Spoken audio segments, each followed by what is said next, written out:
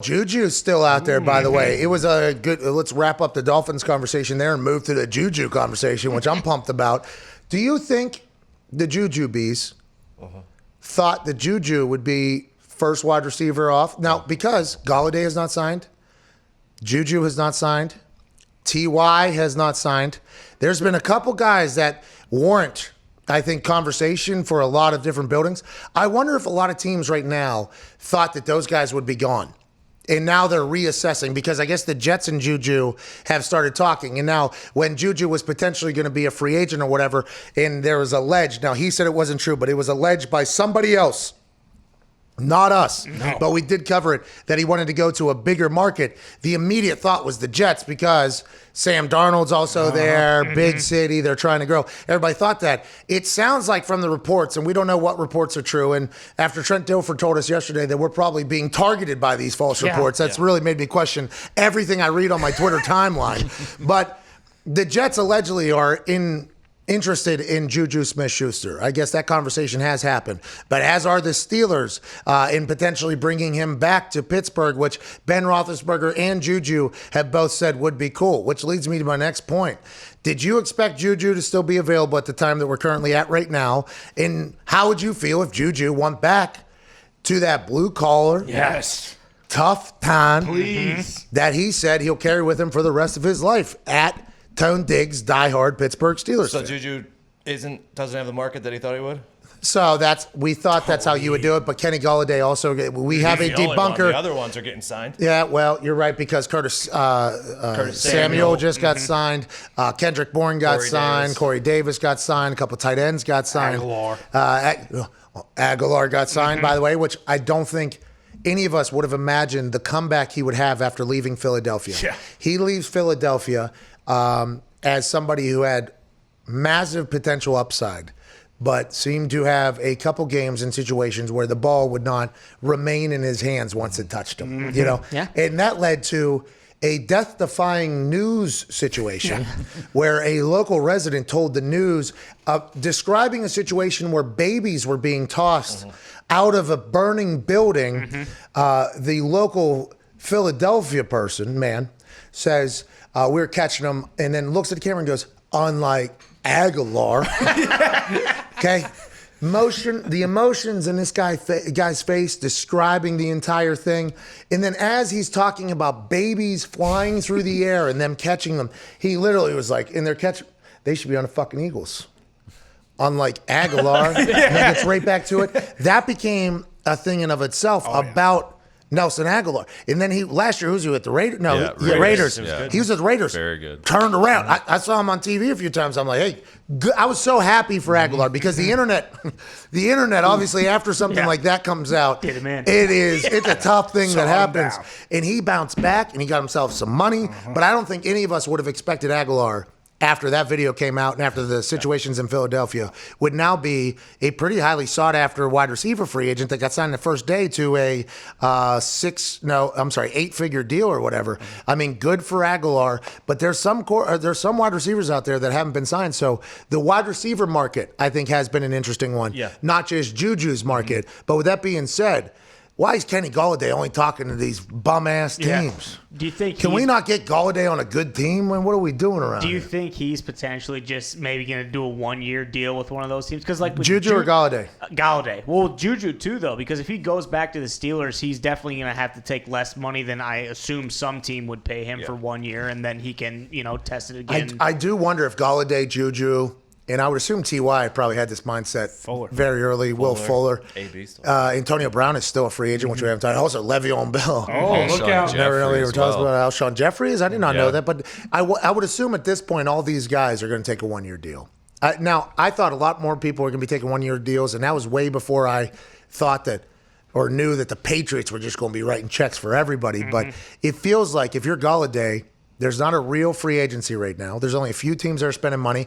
We have come to the conclusion in this office, though, that everybody could spend money if they wanted to.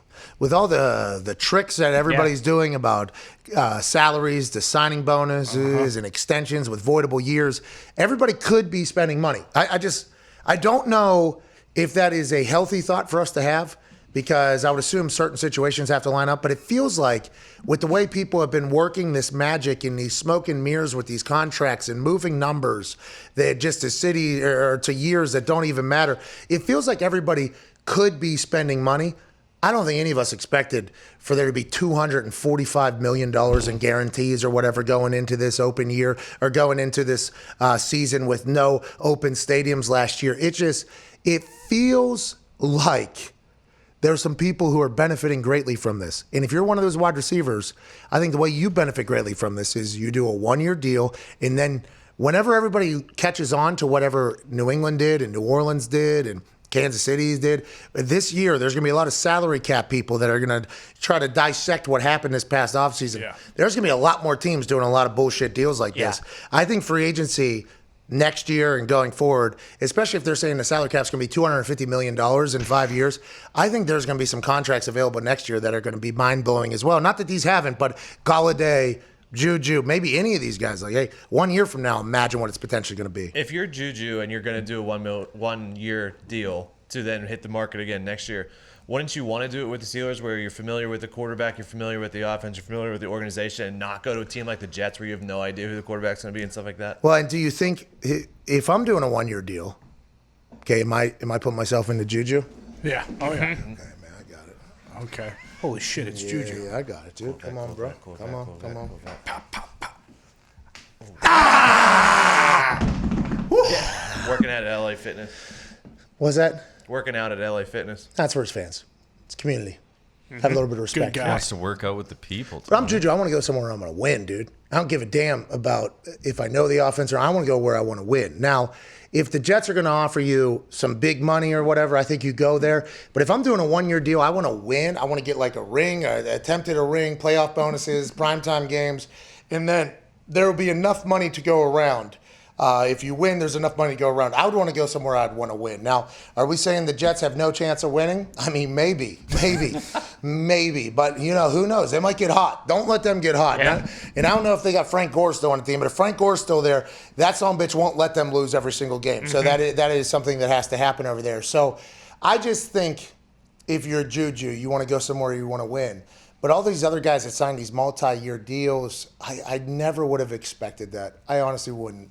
And if you're those guys, congrats to them. And I assume there were some guys that were potentially thinking they were going to do a 1 year deal, and then they got offered a big deal, and they're like, well, wait a minute. I did not know this was going to be possible. This has been a weird market, though. And with all these fugazi things popping off with these contracts, I think it's only going to get weirder as everybody else catches up. Like Mike Greenberg, host of Get Up, great show. Okay. Great show. Shout out Green. Not the salary cap guy. No, yeah, Mike Greenberg down in Tampa Bay, the Buccaneers. He's a salary cap guy. I assume there's going to be case studies by other salary cap people about what they're doing. Kansas City, what they're doing. New England, what they're doing. I mean, there's going to be a lot of this going on with these. New Orleans, I assume there's going to be a lot of studying of this by every other salary cap person. They're going to be like, hey, I think we can get in the game. Yeah, none of this means shit. Yeah, there's no dead cap hit. Why is that? Well, we kicked it to 15 years down the road or whatever, and then guess what we're going to do in 15 years? We're going to send that bitch another 2 decades. It's going to catch up to us sometime. Okay, at some point it's going to catch up to us, but we're just going to go ahead and we're just going to kick that thing right down the road. Let's just continue to do that. It's like JuJu Smith's contract. The first guy the Patriots signed, he got $15 million in signing bonus, and he's only costing $1 million this upcoming year. So that stuff is wild to me. I think Judon was the biggest cap hit. It's only $6.3 million. It's so low. But for a guy like JuJu or Golladay, wouldn't like the Packers be a perfect place? Like you get to play with Rodgers. You're a number 2 because Adams is over there. Like you would thrive in that environment, probably have your best year, and then get broken up. And I don't know how to say this without sounding ridiculous. Golladay could go to the Chiefs still, right? Yeah. Oh yeah. You know what I mean? And that's an offense where there's enough to go around. So. Yeah. Now, I'm not saying Golladay at Green Bay would not, tickle my fancy, right? Yeah. I'm saying, listen, give Aaron another, not saying anything about the weapons they currently have. It is always nice to have more. That is just how it operates, especially if you got a guy that can sling that thing.